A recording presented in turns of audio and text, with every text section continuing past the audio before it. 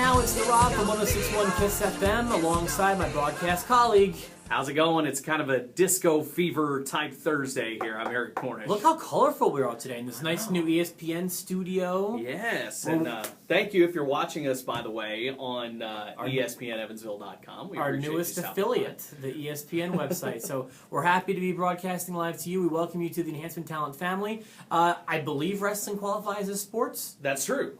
Sports entertainment, at least, and we've got two parts today. Part one, we're going to run down our predictions for the Battleground pay-per-view. First thing I want to talk about, isn't it interesting how when they first started doing these events on the WWE Network, they were kind of getting away, or they wanted to get away from the term pay-per-view, and it's like they were going to call it big events. Now it's almost like they are overdoing it, calling it pay-per-view, and I don't know if that's because of the international market or why, but it's kind of interesting. Well, it made sense when they started using the term because that was the only way you could watch it, pay-per-view, you know, so get that term in everybody's head. And then I think it got to the point where it's like, oh, we're charging so much money that we're reminding them that it costs so much money with the term pay-per-view. And now, with the network, people aren't really paying per view. Right. You know, we're paying for the whole service. So it almost isn't the best term anymore. However, it's just so ingrained in wrestling's lexicon. But it's now like every time they say Battleground, they say pay-per-view as into... there's a reason. There's always a reason for it, but I don't know what it is. It's just kind of interesting. So I also want to say before we get started, the show actually...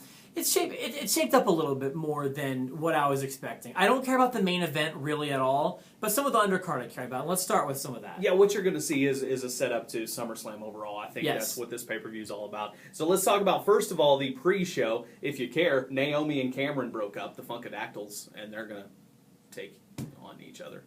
Whatever happens, happens.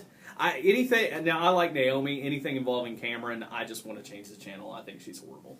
To be honest with you, they are the same entity to me. You know, really, they're both Funkadactyls, and that's how I see them as Funkadactyl 1 and Funkadactyl 2. Yeah, I gotcha. All right, well, past that, I'm picking Naomi, but not that it matters. Which one's the jealous one from the outside? That would be Cameron. I'll take Cameron. Okay, there you go. Just for whatever. Let's move on to the actual pay-per-view itself. Jack Swagger recently face-turned, kind of, with Zeb Coulter, going up against Rusev. What do you think? I think Rusev is going to walk away with this one. I think that Rusev he's been on a major push. I want to tell you now, it's been a few months since WrestleMania. The day after WrestleMania, since he debuted, he's impressed me, and he hasn't made any mistakes yet. What do you think? You know, a few months after the fact now, what does Eric Cornish think about Rusev? This is the best angle, and maybe the only angle he's been in yet. And I think this is perfect.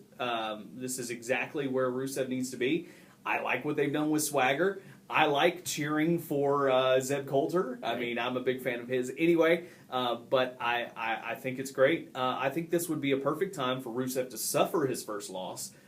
But I do think we're looking at more of a maybe a disqualification count-out finish here. Rusev finally gets a little bit of cowardice in him and runs away. Okay, so I'm gonna go with Swagger via count-out on this one. I have Rusev going over probably pretty clean. I do think this has legs to be a potential long-term feud, or that could be his gimmick, almost like he doesn't like Americans, and that there's a whole well of people you can choose from there. The ending you are talking about, I actually have pegged for this next match that we're going to talk about, Seth Rollins and Dean Ambrose. Very hard for me to pick a winner, and it's very hard for me to see one of the two go over clean. If I have to pick one, I think it's probably going to be Rollins, but I have it as like not even a count, just like a schmaz, just like a double DQ, or they don't even care. They're so intent on beating each other up that the ref can't stop it, kind of thing. To me, this is going to be the best match on the entire card. It definitely could be. It's actually the best feud in the WWE at this point. I think these two guys will put on one heck of a match, and I don't think it's going to hurt either one of them to lose clean at this point. So, in this case, normally what would be reserved for the heel, I'm going to pick Ambrose. in a victory over Rollins, because this could continue that feud and maybe even make a match or two for the briefcase, which I think would be a great feud. I thought about that too, because the focus of the feud right now is kind of on the briefcase. I love how every time he tries to cash it in, I love it. Ambrose is there, and I want to make this very clear. I think that Ambrose, as I said before, is the best part of the Shield now that they're apart, and he brings with him this completely believable, legitimate intensity that he brings to every match. It's mirrored in his look. He is a total package right now, in my opinion, more so than Ambrose and Rollins. I'm sorry, than Rollins and Reigns. Yeah, and what I think here is Ambrose is the perfect example of how you take the script from the writers and make it your own. And Ambrose is on a solid roll with what he's doing. Let's move up today. Another guy that's doing pretty well with the writing himself is Bray Wyatt, and he's taking on a returning Chris Jericho. Interesting match here. Who you got?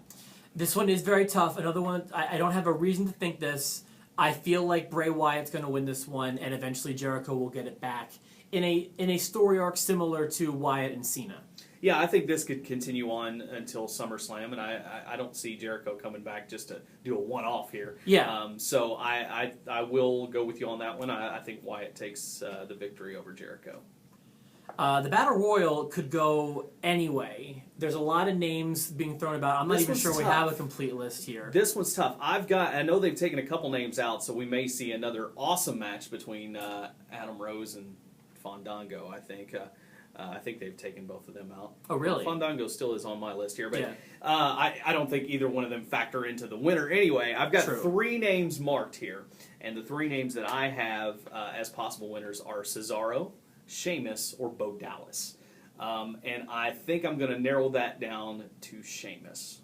Really? And I'll tell you why. Because he's the U.S. champion, and maybe another, title merger here on the way, and this might be the easiest way to do it. So I'm going to stick with Sheamus on that one. But those three, I think, are your front runners. I would love to see a merger between the U.S. and the Intercontinental title. I don't like how they pretty much have two of the same titles. I like to have one. Correct me if I'm wrong. Miz is not on this list, and I thought Miz was in the match. Oh, you know what? Miz is in the match, and he's not on my list here either. But I would certainly put him in the front runners as well. I have two names. I have Miz and I have Cesaro. And it depends on whether or not they're going to be merging those titles. I think that now Cesaro is kind of associated with Battle Royals because he always has memorable performances in them. And he's also one of those names that gets tossed about. So if I had to put my money on it, I would put 60% on Cesaro and 40% on Miz. Okay, good deal. Yeah, Miz is a good choice too. But I'll stick with Sheamus there. WWE Divas Championship, AJ Lee returning with the title, going head-to-head with Paige.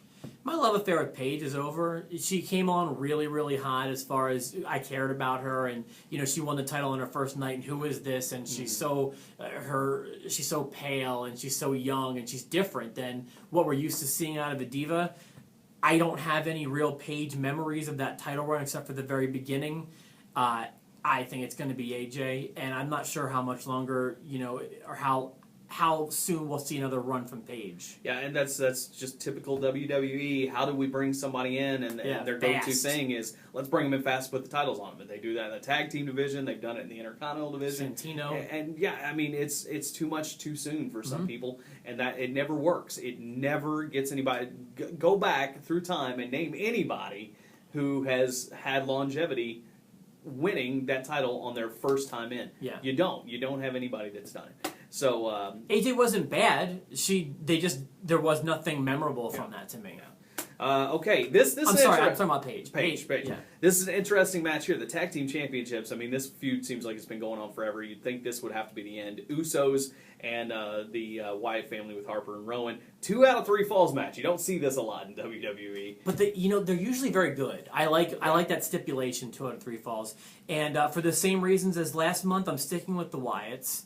I just think that they're going to be the ones who will breathe a new life into the tag division right now. I do feel the Usos are a little stale. Again, I'm not hating on them. Yeah. I don't think they're bad. I just think they're a little stale. I prefer them chasing as opposed to actually beating the champions. Luke Harper and Eric Rowan, I think, are in that position right now. They're still very, very relevant because of the Wyatt family, and there's something fresh. They're being repackaged. They've had new music a few times, and I remember to me, whenever I see them wrestle the Usos, and I feel like I've seen them wrestle a lot, to me, they're Wyatt family matches, and they're not Uso matches. I remember them. Yeah. And the Usos have done a great job with the tag team titles. There's just not a lot of competition out there. I think Harper and Rowan, they do have some potential with Goldust and Stardust down the road, I think. Maybe they can reinvigorate the tag team division there. I'd like to see Harper and Rowan do this in 2 straight falls. It doesn't happen a lot in 2 out of 3, but that's what I'm going with is Harper and Rowan. And that's the other reason. It's like when you give those 2 weirdos the title, your opportunities for cool matches in the future exponentially goes up. It would be foolish to keep the title on the Usos here, I think. I agree. And one more match. The main event, which I could not care less about. I do not care about Fatal 4-Way matches. I don't care specifically about some of the people in this match. I don't see this being a great match, to be honest with you. I mean, these are the 4 top guys right now that are around. You got to face it with, you've got Daniel Bryan out right now, and CM Punk's gone, and it looks like he's gone for good, at least, for the foreseeable future. But it was just kind of thrown together, and especially when they were trying so hard to keep Roman Reigns out of the title picture last month, and then they just put him in the match this month. And this is don't get it. This is not the way to main event him. No. As 1/4 of a main event with Kane in it. And I will say this: Roman's going to look strong. Randy and Kane are going to have tension. Yes. Cena's going to win. I agree 100% down the line there. That's it. Absolutely. Roman Reigns will probably do something that will make you remember his performance, and he will get over, and they will probably tease him winning a few times to kind of gauge what will happen. Orton and Kane will probably have their own kind of side story going on, but at the end of the day, it will be Cena walking tall. Yeah, and that leads us into SummerSlam, where will we see Brock Lesnar at this pay-per-view? This one? Yes. I'm going to say no, but obviously it's SummerSlam, yes. Yeah, okay. I think Cena and Brock makes a good match for SummerSlam. I think Brock will get his title win, maybe there. We'll see as we get closer. But I think Cena and Brock is a SummerSlam match. I think we'll see Rollins and Ambrose again. I think we'll see Orton and Kane by that time. Kane making another switch and being babyface once again. And for you, will we see Brock Sunday? I don't think we'll see him Sunday, but I think we'll see him Monday. Okay, that's wrong. He'll definitely be at SummerSlam, though. Yeah. No doubt about it. I think that wraps it up. All right, there you go. There's our predictions. You agree with us, disagree with us, let us know. You've got our email addresses, our Twitter handles, and we'd love to hear from you on this or anything wrestling related. We'd certainly love to hear from you. Don't forget part 2 right under this one. We appreciate you tuning in. For the Rob. And I'm Eric Cornish. This is the Enhancement Talents. Peace.